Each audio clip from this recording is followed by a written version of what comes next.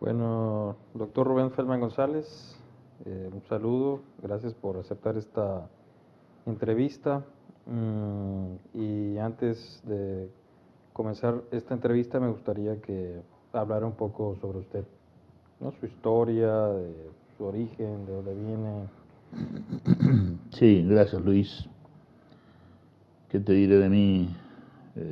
Que nací en Argentina, me recibí de médico. La Argentina entra en una crisis muy grande de tipo social y entonces, bueno, dejo la Argentina y me encuentro con J.K. Jiddu Krishnamurti, quien me enseña percepción unitaria y luego él me presenta a David Bohm, que es un físico que tú conoces bien y que en realidad representa el científico que, digamos así, marca una especie de eh, barrera, ¿no? Hasta Bohm la ciencia es una y desde Bohm la ciencia es otra, ¿no? No solamente la física, la ciencia entera. Y yo tuve el privilegio y la suerte de conocerlo gracias a J.K. Jiddu Krishnamurti. Lo conocí en Londres y en los diálogos que tuvimos durante 10 años con ellos dos, elaboramos el lenguaje de lo que es la psicología holokinética que estamos tratando de difundir en todo el mundo, porque sinceramente creo que es de gran importancia la psicología holokinética, su concepto fundamental que es la percepción unitaria, y en eso andamos, ¿no?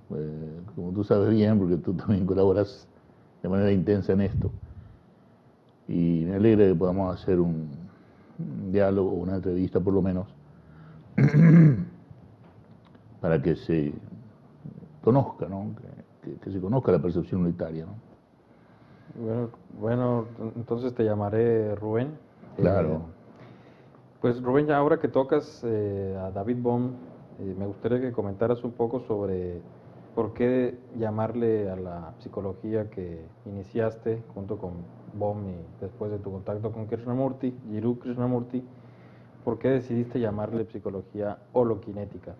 Claro, la idea era llamarle psicología científica, que es lo que es por primera vez la psicología científica en la historia humana, exceptuando quizá el intento serio de Sigmund Freud, a quien consideramos que es el primer paradigma científico, o se acercó mucho a hacerlo, y este que el único nuevo paradigma psicológico, que es la psicología holoquinética, y estamos en eso. ¿Y por qué le llamamos psicología holoquinética? En honor a David Bohm, ¿no? Que sigue siendo un científico poco reconocido por razones no científicas, porque se negó a participar en la producción de la bomba atómica, y entonces eso trajo un resentimiento de su maestro Oppenheimer y una serie de cosas personales entre los grandes físicos de la época que han hecho que lamentablemente David Bohm no sea lo suficientemente conocido y reconocido, ¿no? Muy lamentablemente, para la ciencia y para la humanidad, ¿no? Pero como yo tuve la suerte de conocerlo en el 78 y él formula matemáticamente su teoría de la holoquinesis en el 86, prácticamente vi cómo él va formulando, ¿no? Lo vi de cerca, ¿no? En contacto con él, cómo él iba formulando matemáticamente la teoría de la holoquinesis, ¿no? Que es un parteaguas en la ciencia, insisto, y después la alegría de ver en 1986 la formulación matemática de su teoría, que a mi entender es el comienzo de, no de los diálogos entre Krishnamurti, Bohm y el que habla, sino de la psicología holoquinética, ahora sí con un fundamento, además de tener un fundamento en la física, ahora también en la matemática, ¿no? Y entonces Todo eso, por supuesto, fue de gran alegría para mí. Y desde el punto de vista personal, mi vida, que podía haber sido una miseria, se transformó en una vida de plenitud, ¿no? De alegría, de plenitud, de paz, que estoy seguro que sin haber conocido a Jiddu Krishnamurti y a David Bohm no hubiera sido así. Mi vida hubiera sido quizá muy triste incluso, ¿no? Porque haber venido de la Argentina del 72, cuando yo dejé la Argentina, estaba yo en un estado, como les digo a los amigos, un estado deplorable, ¿no? Psicológico, de tristeza, ¿no? De ver desaparecer tantas personas, tantos jóvenes. Se dice que desaparecieron 100.000 jóvenes, ¿no? Yo estaba en un estado muy triste. Y haber conocido a JK y a David Bohm, me parece que personalmente a mí me hizo mucho bien, muchísimo bien. Y además me da la oportunidad de contribuir, siento sinceramente, para la humanidad, con la psicología de la kinética, como lo hacemos todos aquí, ¿no es cierto?, de manera fraternal, sin jerarquías, por supuesto. Me parece que es una contribución muy grande, muy importante para la humanidad, ¿no? Tanto lo que ha hecho Jiddu Krishnamurti, como lo que ha hecho David Bohm, y luego el aporte de la psicología que estamos haciendo, que es la psicología loquinética, ¿no? Sí, bueno, ahora que tocas, digamos, el origen, ¿no?, de la psicología holoquinética, el contacto que tuviste con Jiddu Krishnamurti y posteriormente con David Bohm, y recuerdo que en tu libro Mis encuentros con David Bohm le comentaste a Bohm que pues que se necesita entonces una nueva psicología y él te dijo, of course, ¿no? Por supuesto. Sí, de entrada. Entonces, me gustaría que comentaras un poco sobre, digamos, el aporte de por qué hay un antes y un después en la psicología, ¿no? Es decir, por qué la psicología holoquinética es el nuevo paradigma en psicología y, digamos, así como hay un antes y después en la ciencia con David Bohm, con el concepto de holoquinesis, ¿qué significa el nuevo paradigma en psicología y qué aportaciones tiene a la psicología y a la vida humana, ¿no? Sí, enorme contribución a la vida humana, ¿no? Para embellecerla, ¿no? Para hacerla lo que tiene que ser, algo digno, algo intenso, pacífico, ¿no? Y bueno, lo que estamos diciendo es que el cerebro puede funcionar de tres maneras diferentes, ¿no? Y lo hace. Y para hacer las cosas simples, ¿no?, cosa que aprendimos con Jiddu Krishnamurti, ¿no?, a ser claros, concisos y concretos, y si es posible simplificar lo complejo, ¿no? Le llamamos ABC, ¿no?, ámbitos funcionales neurofisiológicos A, B y C, que son completamente diferentes en su naturaleza, en sus leyes. Y el ámbito cerebral con el cual toda la humanidad funciona, y con el cual yo funcioné hasta los 34 años exclusivamente, ¿no? Y contemplo con tristeza de que la mayor parte de la humanidad funciona en el ámbito neurofisiológico C, desde que nace hasta que muere, ¿no?, sin conocer los otros ámbitos de funcionamiento cerebral, lo cual es muy triste porque quiere decir que no conocen la vida verdadera, que es la vida no imaginaria, ¿no? Y entonces el ámbito funcional C se basa en la hipnosis, la repetición, el ciclismo, la dualidad, entre otras cosas, y por supuesto en el tiempo absoluto, ¿no? El tiempo absoluto del cual habla muy bien Newton, ¿no? Y bueno, Isaac Newton, ¿no? Y David Bohm casualmente decía que él estaba parado sobre los hombros de Isaac Newton, ¿no? Y sí, entonces, ¿en qué se diferencia este aporte, ¿no?, de la psicología holoquinética de otros aportes anteriores? Simple y sencillamente otra vez, en el tiempo, ¿no? Fundamentalmente en que la concepción del tiempo que trae David Bohm es un complemento a nuestro entendimiento del tiempo que no existía antes que él, antes que David Bohm. Entonces, por supuesto que la psicología holokinética es algo que no existía antes y por lo tanto es un aporte que nada tiene que ver con los 23, por lo menos, aportes anteriores a la psicología holokinética en psicología, porque ninguno de ellos tiene la concepción del tiempo que estamos aportando en psicología, que es el tiempo irrelevante, ¿no? Que es lo que propone David Bohm, ¿no? Y que hace de la vida algo completamente diferente y nos hace también descubrir, a mí personalmente, y a todos los que tú conoces muy bien, incluyéndote, ¿no?, que han tomado esto en serio, la psicología holokinética en serio, y descubren que el cerebro también funciona en otro ámbito neurofisiológico que le llamamos B, ¿no? No porque sea bueno solamente, sino para simplificar, ¿no?, de que el cerebro funciona de tres maneras, A, B, C, ¿no?, y que solamente conocemos la forma C de funcionamiento cerebral.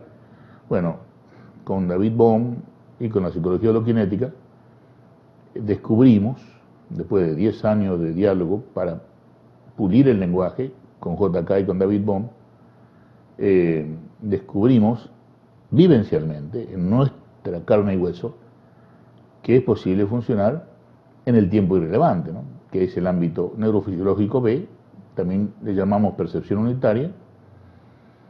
¿Y de qué se trata?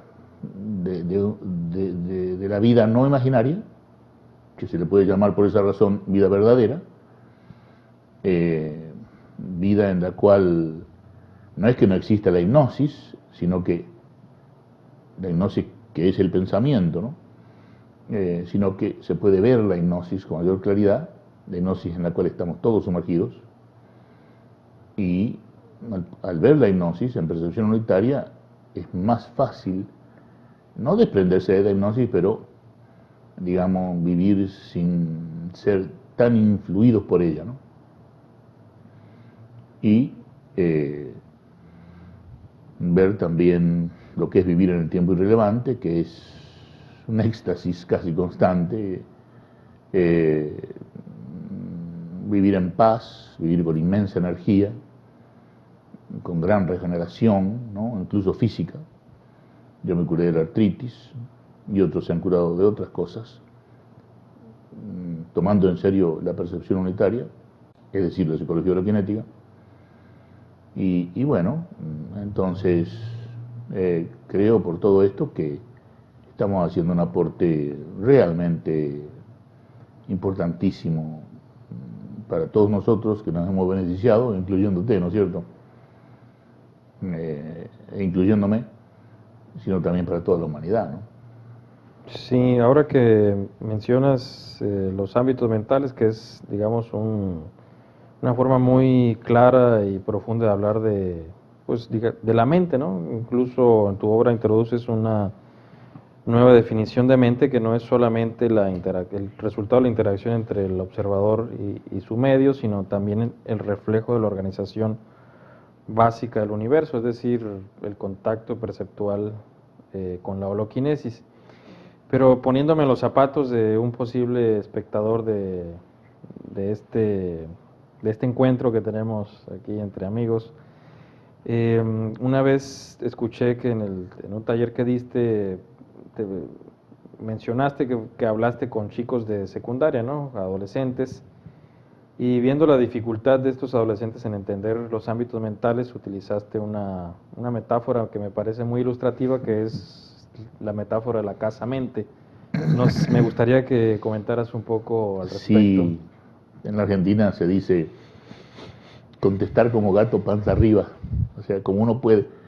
Y claro, en esa situación de emergencia, ¿no?, con los muchachos que estaban interesados en lo que yo estaba diciendo, eran muchachos de 5º año de secundaria, de escuela secundaria, me dice, no lo podría decir más simplemente. Le digo, difícil decirlo más simplemente, pero se trata de esto, se trata de que nacemos en una casa que es la mente y que existen varias habitaciones en esa casa, ¿no?, tratando de ser simple, lo dije de esta manera metafórica, y que esa casa tiene un baño, ¿no?, vamos a llamarle el ámbito C, y tiene un comedor, vamos a llamarle el ámbito B, y tiene parque-jardín, ¿no?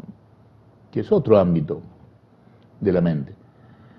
Pero nosotros nacemos en el baño, les digo, ¿no? Vivimos en el baño, nos reproducimos en el baño, trabajamos en el baño, nos enfermamos en el baño y morimos en el baño, que es el ámbito C, ¿no? Que es ese ámbito neurofisiológico que, insisto, es hipnosis, es tiempo, es dualidad y es también ciclismo repetitivo, ¿no? De pensamiento, de peleas, de guerra, de miseria, a todo nivel individual y social, ¿no? En la humanidad. Y que no conocemos este otro ámbito del cual estamos hablando, que es el ámbito B, la percepción unitaria, el tiempo irrelevante en la vida de uno, que es la paz, que es la intensidad de vida, que es la regeneración, que es el gozo por nada incluso, que es vivir en el tiempo irrelevante, del cual habla por primera vez David Bohm, ¿no? Con su concepto de holoquinesis, y entonces empiezan a tener ellos una idea de lo que estoy diciendo, ¿no? Y las preguntas no fueron sobre el baño, sino sobre el comedor. O sea, me preguntaba mucho de qué es la percepción unitaria, y hasta tuvimos la oportunidad de hacer un intento de lo que es la percepción unitaria, y hasta varios de ellos me pidieron literatura, ¿no? Que tú sabes bien, yo la envío gratuitamente por internet, ¿no? A través del correo electrónico, ¿no? Sí, ahora que mencionas, digamos, la literatura, yo te he escuchado decir, y creo que acertadamente, que un taller de 10 horas, 12 horas no es suficiente para entender lo que es la percepción unitaria. Entonces los invitas a leer la obra sobre percepción unitaria, ¿no? Claro. Y desafortunadamente muchas personas no se interesan realmente y creen que con un taller o creen que leyendo un librito o un solo diálogo entenderán lo que es la percepción unitaria. Entonces aprovechamos para invitar a nuestros posibles espectadores para que lean sobre la obra, que lean la obra de percepción unitaria, ¿no? Completamente. Entonces me gustaría que expresaras un poco por qué, cuál es la razón por la cual una persona no puede entender, digamos, son muy pocas horas obviamente para entender lo que es la percepción unitaria, pero por qué el taller no es suficiente para entender la Claro que percepción no. unitaria? Que un taller que dura, digamos, 12 horas o 20 horas, está dentro de la vida imaginaria y dentro del ámbito C que todos vivimos, y entonces es difícil entender qué es la percepción unitaria. Pero lo más difícil es hacer la diferencia entre los dos ámbitos B y C. Pero también el hecho de que, si estamos hablando de que el tiempo es irrelevante además de ser absoluto, y que se puede vivir en el tiempo irrelevante, es realmente una revolución en la vida de uno, una mutación más bien psicológica.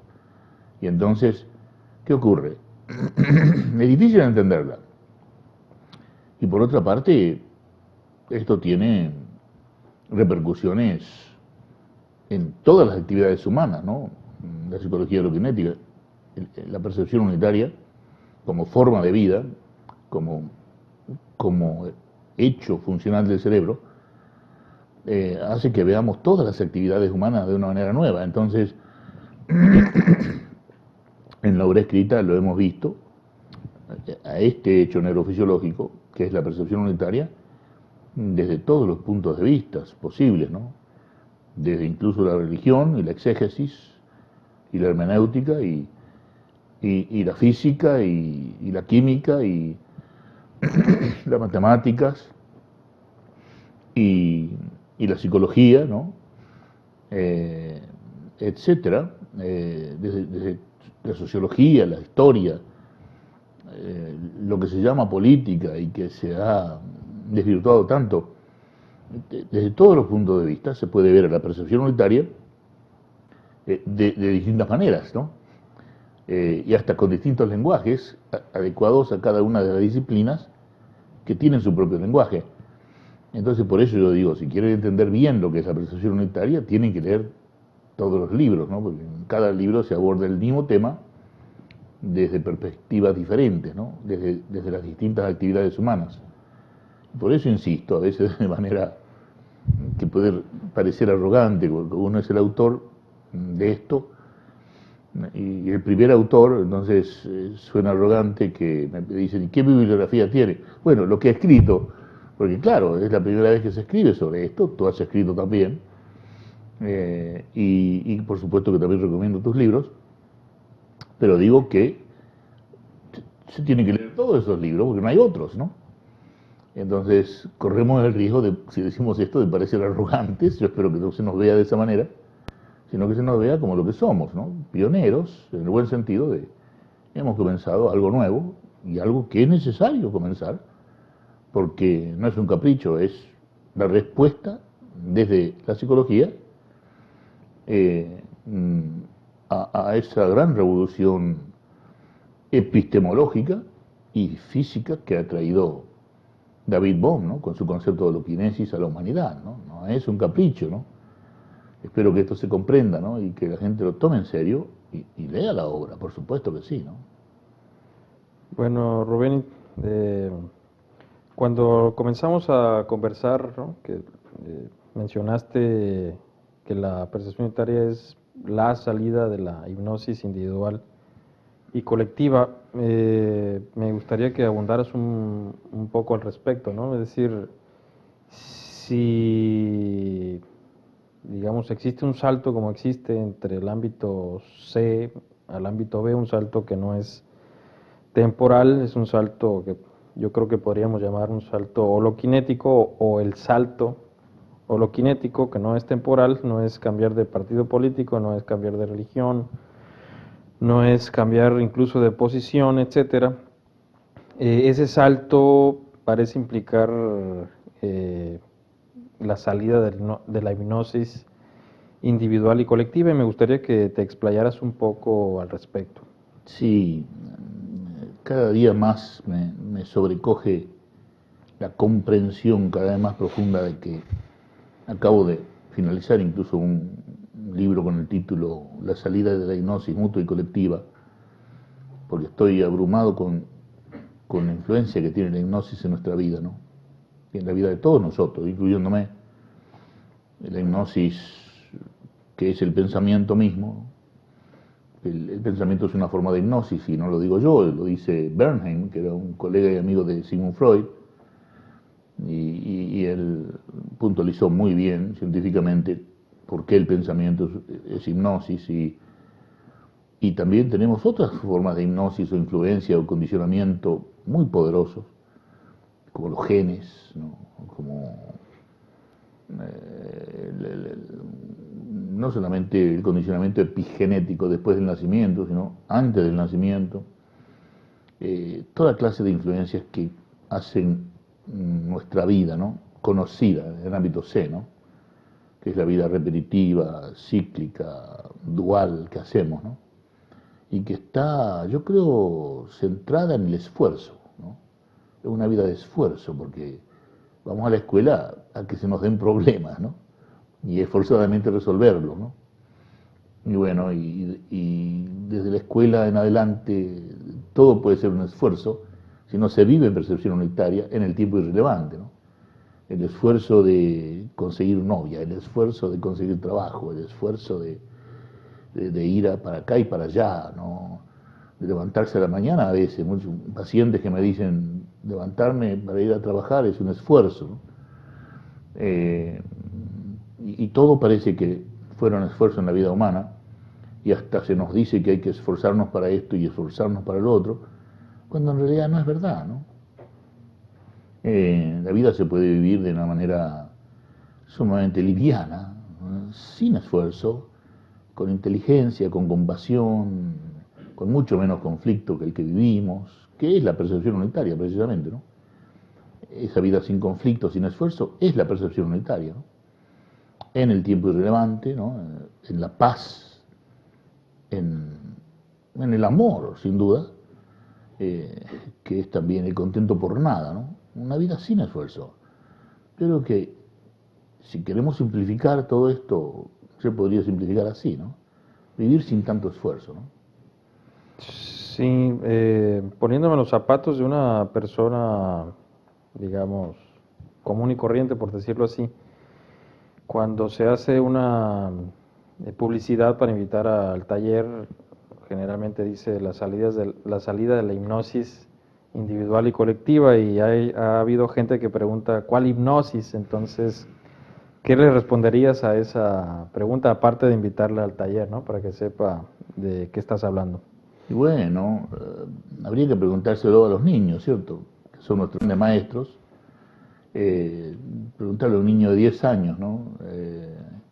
Cuéntame, ¿te gusta que tu mamá te lleve a misa, ¿no? Un niño sincero va a decir que no. Y yo lo he hecho, y le he preguntado a los niños, ¿te gusta ir a misa? No, ¿por qué ir? Porque siempre lo mismo, ¿no? Siempre se repite lo mismo y ya estoy cansado.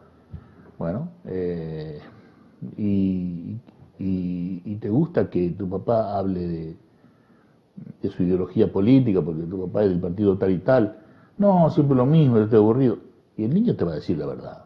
El niño que no está amedrentado te va a decir la verdad y nos va a dar la enseñanza del niño, que es déjenme tranquilo con tantas repeticiones, con tanto esfuerzo, en todo, ¿no? La religión se ha vuelto una repetición de ritos, como si esa fuera la religión, y la política se ha vuelto una repetición de eslogans, como si esa fuera la política, y todo es una repetición, ¿no? La vida cotidiana es una repetición, la vida de pareja es una repetición de peleas, y entonces podemos salir de esa repetición, ¿no? Que es la esencia del ámbito C, neurofisiológico, y empezar a vivir sin tanto ciclismo repetitivo, ¿no? Exceptuando el ciclismo necesario, que es dormir, comer, ¿no? Si es posible a la misma hora. Esos son ciclos naturales y necesarios, ¿no? Dormir y comer se hace de manera cíclica y repetida. Creo que no nos morimos, pero tenemos que pelearnos cíclicamente, ¿no? Como hace generalmente una pareja normal, entre comillas, ¿no? Tenemos que transformar la religión en ciclos, perdón, en ritos repetidos, y tenemos que hacer que todo sea una repetición en la vida, cuando puede ser una vida mucho más libre y espontánea y sincera, porque la repetición deja de ser sincera, porque ya se aparta de lo natural la repetición. Bueno, yo me pregunto si podemos vivir de una manera menos esforzada y menos repetitiva. Yo creo que sí. Ahora, la hipnosis está en todo en nuestra vida, incluso la hipnosis genética, si queremos llamarle así, el condicionamiento genético que tenemos, que es tan fuerte. Y a lo mejor no podamos salir de la hipnosis, quizá no, ¿no es cierto? Porque no le podemos decir a un diabético que es diabético por los genes, ¿no? Deje de ser diabético, ¿no? O no le podemos decir a un homosexual que es homosexual porque es producto de los genes, que deje de ser homosexual. Pero sí podemos ver cómo los genes influyen en la vida humana, ¿no? Y nuestra vida. Y cómo todo lo que nos han dicho de que nacimos nos influye hasta el punto de que vivimos en función de lo que nos han dicho y no vivimos la vida verdadera, ¿no? No sé si estoy diciendo qué es la hipnosis, y insisto, no vivir sin hipnosis, pero viendo la hipnosis tiene menos agarre, ¿no? Es menos abrumadora la hipnosis cuando se ve simplemente, ¿no? Estoy repitiendo algo, bueno, lo veo, no tengo que hacer nada más que verlo en percepción unitaria, y eso ya reduce la agonía de vivir repitiendo y de manera esforzada, ¿no? Rubén, ¿crees que es posible vivir sin hipnosis en algún momento o más bien vamos a llegar a la muerte viendo la hipnosis? Digamos, si yo me intereso en la percepción unitaria y escucho que es la salida de la hipnosis, tengo interés en salir de la hipnosis, tanto individual como colectiva, digamos, ¿puede haber algún momento en que vivas sin hipnosis Sí. o la alternativa es que que llegaremos a la muerte, digamos, Sí. al último momento, viendo la hipnosis. No sé si es clara mi pregunta. Yo lo veo clara, que, que si nosotros continuamos viviendo de la manera conocida, estamos predeterminados para vivir en el ámbito C y morir en él, ¿no? O sea, una vida muy miserable, ¿no? Una vida llena de conflicto, de guerra, de miedo, de rabia, de tristeza, una agonía, ¿no? Como le llamaban los griegos, ¿no? Una agonía. Y entonces, ¿cuál es la alternativa? Aprender la percepción unitaria, ¿por qué? Porque es una función cerebral que la hemos perdido, ¿no? Por alguna razón muy misteriosa, la hemos perdido, pero la podemos recuperar. Entonces, viviendo en percepción unitaria, quizás no vamos a dejar de estar hipnotizados, pero vemos la hipnosis, ¿no?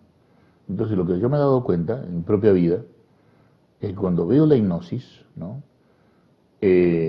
Fluye mayormente la energía, ¿no? Fluye con mayor facilidad la energía. Y entonces todo se pone más liviano, contento por nada, ya lo digo, ¿no? Lo repito. Paz, ¿no? Entonces, me parece que esa es la manera de vivir sin hipnosis, la percepción unitaria, ¿no? No es porque, insisto, desaparezca la hipnosis, porque está en el inconsciente, que es la mayor parte de la memoria, el inconsciente, pero sí es posible en percepción unitaria desprenderse momentáneamente de la hipnosis para vivir en ese flujo de gran energía, que en parte es la paz, paradojalmente, el flujo tremendo de la energía psicológica se vive, digamos, con la sensación de la paz y la percepción de que hay energía, ¿no? Todo se hace con mayor energía, con mayor pasión, con mayor interés, y todo se vive con mayor intensidad, toda la vida cotidiana, ¿no? Desde el trabajo, la comida, el sexo, todo lo que hay que hacer en el día se hace con mayor intensidad. Y por eso le llamo la vida verdadera, no imaginaria, porque la vida imaginaria es casi toda ella hipnosis, ¿no? Sí, Rubén, se me ocurre esta pregunta ahora, digamos que la alternativa a la hipnosis es la percepción unitaria, ¿no? Ver la hipnosis en percepción unitaria y no sé si tenga relación, pero te escuché decir una vez que es posible rescatar la función cerebral perdida que le llamaste percepción unitaria, que es una función cerebral acíclica. El ámbito C es una función cerebral cíclica y el ámbito B una función cerebral acíclica. Entonces, me pregunto si en la mañana tienes que acordarte cuando te despiertas de la percepción unitaria o ya te despiertas en percepción unitaria, porque si me preguntases a mí, yo hoy por la mañana, por ejemplo, me despierto y tiene que pasar unos instantes para acordarme de la percepción unitaria, ¿no? Entonces, por fortuna me acuerdo, intento la percepción unitaria, esos pajaritos que hay en el ambiente, el peso del cuerpo, cómo amanece uno, en qué posición, etcétera, ¿no? Entonces, en mi caso tiene que haber unos instantes para acordarme de la percepción unitaria. No sé si en tu caso que tienes, digamos, pues más años, no sé si esto sea relevante, que tienes más años intentando la percepción unitaria, ha llegado algún momento en que se rescató esa función cerebral. Sí, yo me despierto, como te lo he dicho, en percepción unitaria, ¿no? Y bueno, en este momento del año que es la llamada Semana Santa, ¿no? Mañana es Pascua, no solamente es una celebración cultural, sino también es el comienzo de la primavera y están los pajaritos, como bien dices, ¿no? Y es un deleite despertarse y escuchar los pájaros, ¿no? Y es como una resurrección, ¿no? Hablando de esta fecha, la resurrección que ocurre todas las mañanas, porque si uno se despierta escuchando los pajaritos y sintiendo el peso del cuerpo, no está en la hipnosis, por lo menos conscientemente, la hipnosis no está jugando su rol. Y entonces, en ese despertar en percepción unitaria que es bendito, se escucha el pájaro, se ve la claridad del día, ¿no? Creciente claridad del día. es otra manera de despertar, y después uno se baña y el agua, el agua se percibe completamente, ¿no? El deleite del agua. Y todo es un deleite, ¿no? El desayuno es un deleite y la conversación dialógica en la mañana con la esposa es un deleite, y todo es un deleite. Y podemos vivir en ese deleite sin esfuerzo, no sin hipnosis, pero viendo la hipnosis, ¿no? Porque a veces nos contamos los sueños, ¿no? Con la esposa. Y sí, los sueños son nuestra hipnosis del dormir, ¿no? Y nos reímos de nuestros sueños, ¿no? De cómo estamos condicionados de tal manera de que hasta en el dormir tenemos ámbito C, ¿no? Que son los sueños del dormir, ¿no? Los dreams, que se dice en inglés, ¿no? Y bueno, yo creo que se puede vivir en un deleite casi todo el día, no sé si todo el día, pero casi todo el día, que es el deleite de vivir en percepción unitaria, no sin hipnosis, pero viendo la hipnosis, y despertar aparentemente sin hipnosis, fuera de la hipnosis, y comenzar la vida, perdón, el día, ¿no? Como un deleite, ¿no? Porque eso es lo que es. Entonces, entiendo que, digamos, en ti se ha recuperado esa función cerebral. Bueno, hasta cierto punto no vivo constantemente, no vivo permanentemente en percepción unitaria, pero veo que estoy viviendo más tiempo durante el día en percepción unitaria, ¿no? Y ha crecido mi paz, ha crecido mi gana de vivir, ha crecido el contento por nada, ¿no? Y por todo, ¿no? Acabamos de tener el 8º Congreso de Psicología Holoquinética aquí en Mexicali, México, y bueno, supongo que para ti también ha sido un deleite como para mí. Sí, claro. Y entonces una fiesta espiritual y científica. Y yo pienso que se puede vivir así, ¿por qué no? A lo mejor no permanentemente, pero más frecuentemente, ¿no? Con más constancia, ¿no? Se puede vivir así, realmente lo creo. Sí, ahora que mencionas el Congreso el Congreso Internacional de Psicología Holoquinética, lo que yo vi en este último congreso es más silencios espontáneos, ¿no? que en congresos anteriores, lo cual me elevó mucho el nivel de este congreso, sin mencionar que también hay una participación más ¿Cualitativa? Cualitativa, ¿no? Más cualitativa, digamos un elevado nivel, tuvo un elevado nivel las participaciones, y también de otros países, ¿no? Lo cual lo veo como muy prometedor, ¿no? Muy prometedor. Y ahora quisiera tocar, digamos, la vida en percepción unitaria es el deleite, ¿no? Pero, es decir, la situación del mundo es una situación muy compleja, incluso después del descubrimiento de la bomba atómica, ya existe una pregunta real, ¿no? Si puede desaparecer la humanidad, y todavía la humanidad se pregunta, bueno, los que se preguntan si la humanidad podrá llegar al siglo XXII, y todavía no se ha respondido ni sí ni no, y entre las posibilidades está muy latente que no llegue al siglo XXII, es muy probable que no llegue al siglo XXII, e incluso nuestros amigos, es decir, nuestros amigos europeos, conversando con ellos, también nos enteramos que lo que en México, en algunos lados se llama la Semana Europea de digamos, trabajo de lunes a jueves, por decirlo así, y tienes viernes, sábado y domingo para ti, ¿no? Para el esparcimiento, para la familia, etcétera. Ojalá para la percepción unitaria, pero esa semana europea incluso ha disminuido, es decir, ya no hay que trabajar más para el mismo salario. Todo esto lo traigo a colación, incluso en relación al cambio climático, incluso en relación a la pregunta si la humanidad podrá llegar al siglo XXII.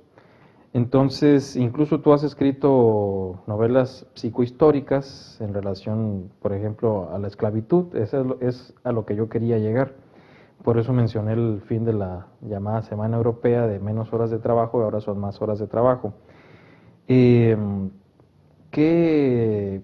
quisiera que te explayaras un poco sobre la esclavitud del siglo XXI, ¿no? La esclavitud del siglo XXI Sí. y si crees que hay un peligro, digamos, la esclavitud es un hecho en el siglo XXI, pero si esa esclavitud es un peligro para, digamos, que la percepción unitaria entre a la cultura.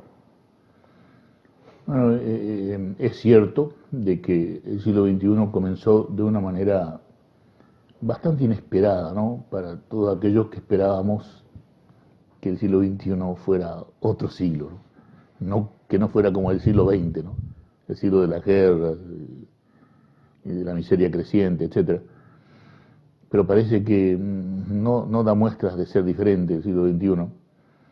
Y hay quienes dicen, ¿no? Incluyendo David Bohm, ¿no? Lo decía con bastante frecuencia,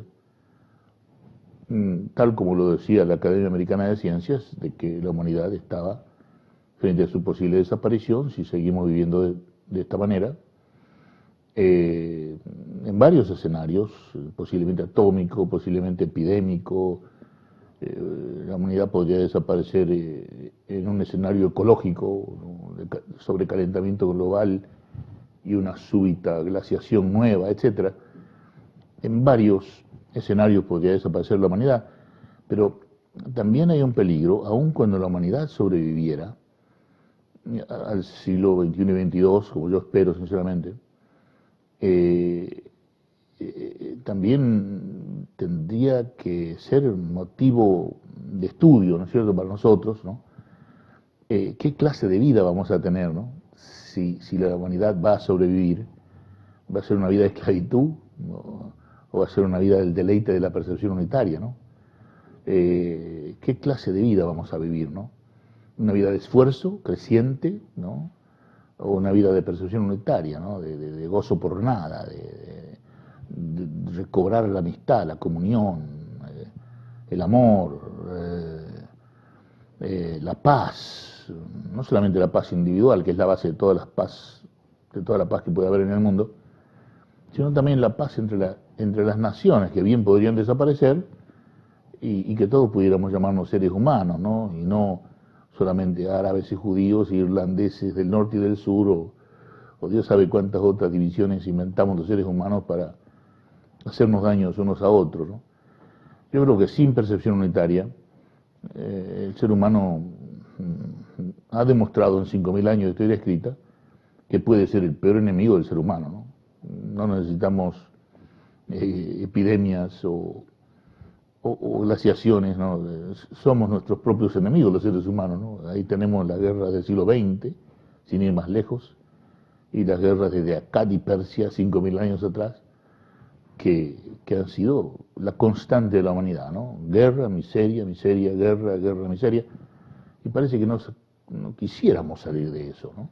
Lo cual sería muy fácil. David Bohm, yo tuve la suerte de hablar con él durante por lo menos 12 años, y él decía que es posible desmantelar esta sociedad, ¿no? En lo que él llamaba socioentropía, desmantelar esta sociedad y reconstruirla sin el derramamiento de sangre, porque se podría hacer un concilio de científicos, ¿no? De distintas disciplinas y reconstruir la sociedad de una manera armónica, pacífica, equitativa, ¿no? Libre, ¿no? Sin tiranos y sin estupideces de ningún tipo, ya sea ideológicas o de todos los tipos de estupideces que existen en la humanidad, y vivir en paz y en felicidad todos los seres humanos. No es tan difícil. Simplemente se requiere recobrar la inteligencia que el ser humano parece haber, no perdido, pero parece que el ser humano ha renunciado a usar su inteligencia, ¿no? Y parece que abraza la estupidez con un cariño sobrevalorado, ¿no? Y no creo que sea otra la causa de tanto dolor en la humanidad, ¿no? Las divisiones, las guerras, la miseria. No creo que haya otra causa que la estupidez humana en su máxima expresión, ¿no? Renuncia a la inteligencia, y ahora que tenemos la percepción unitaria, si pudiéramos hacer que esto se difunda y que la gente lo conozca más, yo creo que va a ser mucho más fácil retornar a la inteligencia y a la compasión, que puede hacer de nuestra vida una vida muy bella, la vida de la humanidad, ¿no? Una vida muy bella puede ser. Sí, Rubén, ahora que mencionas la difusión de la percepción unitaria, ¿qué dificultades ves tú en la difusión de la percepción unitaria para que ésta entre a la cultura? Y las dificultades vienen todas del ámbito C, ¿no? Que es todo lo que conocemos, ¿no? Y aferrarnos a seguir viviendo como conocemos, ¿no? En primer lugar, divididos, ¿no? Y entonces la percepción unitaria, que es la inteligencia en su máxima expresión, como ya dije antes, ¿no? Puede no penetrar si continúa la estupidez de continuar divididos, de continuar peleando, de continuar gastando 80 centavos de cada dólar en la producción de armas, ¿no? En la invención de enemigos para crear nuevas guerras, o el enemigo terrorista que nunca ha sido definido y que por lo tanto hay que pelear contra un enemigo que ni siquiera se ha definido, que es el terrorista, y todas esas cosas que requieren mayor análisis, ¿no? Inteligente. eh, Podría ser de que nosotros, insisto, recobráramos la inteligencia, la compasión y vivir de una manera, en percepción unitaria, de una manera muy deleitosa a todos los seres humanos, ¿no? Con mayor libertad, mayor igualdad, eh, y que la educación fuera para todos y que no le faltara alimento a nadie, etcétera, etcétera, ¿no? Muy bien, Rubén. Ahora hablando de todas las dificultades que tiene la humanidad, ¿no? Tiene pues algunas preguntas en relación a su supervivencia. También te he escuchado decir que la verdadera política es unir a toda la humanidad, ¿no? Sí, Que esa es realmente la verdadera política y no las divisiones que hay actualmente que podemos ver solamente abriendo el periódico, ¿no? Entonces me gustaría que nos dijeras algo sobre la verdadera política, ¿no? Unir a toda la humanidad. sí, sí, sí, comprendemos que nuestras diferencias nos alejan. Tenemos que trabajar para que se terminen las diferencias, ¿no? De color, ¿no? Que se termine el racismo, las diferencias que tenemos económicamente, que no veo por qué tienen que persistir, que todos tengamos acceso igualitario a todos los bienes de la tierra, ¿no? Incluyendo la educación, el alimento, ¿no? El techo digno, ¿no? No las chozas de chagas y de insectos venenosos, una vivienda digna, ¿no? Transporte, aunque sea transporte público, que me parece más sensato que el transporte individual, y todas las cosas que podríamos hacer los seres humanos con un poco más de inteligencia, ¿no? Y no son tan difíciles, se requiere nada más que un poco más de acuerdo, ¿no? Un poco más de inteligencia, eso es todo. Rubén, bueno, ya hemos hablado sobre la percepción unitaria, el deleite de la percepción unitaria, incluso comentamos sobre la posible extinción de la humanidad y que la percepción unitaria también es el salto mental, ¿no? El gran salto de la mente, le has llamado también a uno de tus libros, Lo profundo de la mente. E incluso uno de tus libros, La percepción unitaria, al final terminas el libro diciendo que la salida no es salir, la salida es la percepción unitaria. Me gustaría que para cerrar nos comentaras qué es lo que quieres decir con esto. Claro, porque se nos dice que no se nos escapa, ¿no? A ninguna persona inteligente se le escapa que la humanidad está en un estado de profunda degeneración, ¿no? Y la vida humana se ha desvirtuado, ¿no? En su naturaleza. Y entonces vienen los gurús, ¿no? O los políticos, o los ideólogos, o los filósofos y los metafísicos a darnos soluciones. Y creo que nos olvidamos de que lo fundamental es que tenemos que estar en paz para que cualquier cosa que hagamos salga bien y no sea un mayor desastre, ¿no? Porque si no hacemos las cosas que hay que hacer, ¿no? La igualdad económica, la igualdad educativa, la igualdad jurídica, si no hacemos las cosas que hay que hacer en paz, vamos a hacer más desastre, ¿no? Y entonces, bueno, y si el desmantelamiento de la sociedad no se hace científicamente, sin sangre, va a ser más desastre. Entonces, es necesario estar en paz para hacer cualquier cosa. Y si comprendemos esto, que es la base, tenemos que comprender que no hay paz sin percepción unitaria. Y esto es lo difícil porque no faltan aquellos que todavía creen que con los productos del ámbito C, neurofisiológico, o sea, los productos del pensamiento, como las técnicas psicológicas o las técnicas meditativas, o Dios sabe cuántas otras técnicas, vamos a salir de esta situación profundamente crítica de la humanidad, ¿no? Que no tiene precedentes porque, como bien lo has dicho, esta crisis incluye la posibilidad de la desaparición física de la humanidad de la faz de la Tierra, ¿no? O bien, como dicen los optimistas, de que la humanidad puede sobrevivir a pesar de continuar viviendo así, pero qué clase de supervivencia sería, ¿no? Yo creo que a nadie le gustaría que la humanidad continuara en una esclavitud terminal de la cual no fuera posible salir, ¿no? Y para allá vamos si no hay un cambio, ¿no? Entonces, sí, la salida es la percepción unitaria.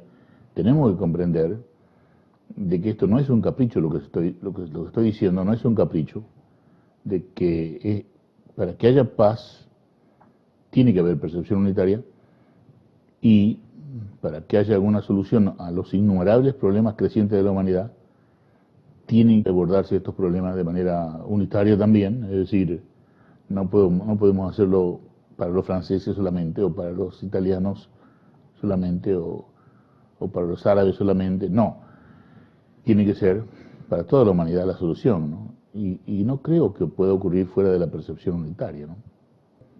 Me acordé ahora que, digamos, que el final de tu libro dice, la salida no es salir, la salida es la percepción unitaria, y también creo que Jiddu Krishnamurti, el amigo que te enseñó la percepción unitaria, decía, hay que comenzar cerca para llegar lejos, ¿no?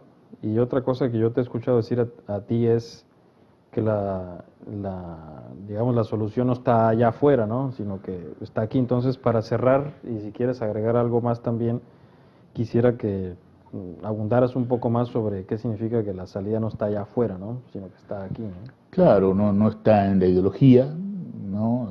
Salir de esta situación tan terrible de la humanidad, que yo le llamo la degeneración, porque degeneración significa fragmentación, ¿no? La humanidad está fragmentada, dividida, la mayor parte del dinero va a las armas, y por supuesto eso crea una miseria creciente y una esclavitud creciente.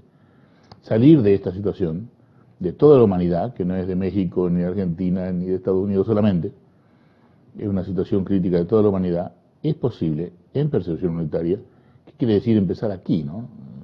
Rubén tiene que empezar a estar en paz para no crear más conflicto en su propia vida y no crear más sufrimiento en la vida de las personas que están en contacto con Rubén, ¿no? Y si pudiéramos hacer esto, como podemos, los problemas de la humanidad se solucionarían en meses. Ni siquiera se necesita mucho tiempo para una solución completa de todos los problemas humanos, ¿no? Si pudiéramos comprender, como podemos, de que sin paz no hay solución y que no hay paz sin percepción unitaria, ¿no?